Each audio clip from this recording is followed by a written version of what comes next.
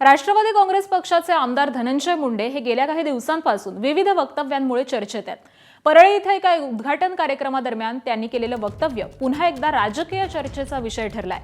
सर्व क्षेत्रातलं आपलं वजन कमी झालं होतं, पण येणारा काळ आपला आहे, आता आपला चमत्कार दाखवावा लागेल, असं वक्तव्य धनंजय मुंडेंनी केलंय। त्यांच्या या वक्तव्याचे राजकीय संकेत म्हणून देखील अर्थ लावले जात आहेत। स्वतः जिम करतोय, बऱ्यापैकी मी स्वतः वजन माझं कमी केलंय। असंही सर्व क्षेत्रातलं आपलं वजन कमी झालं होतं,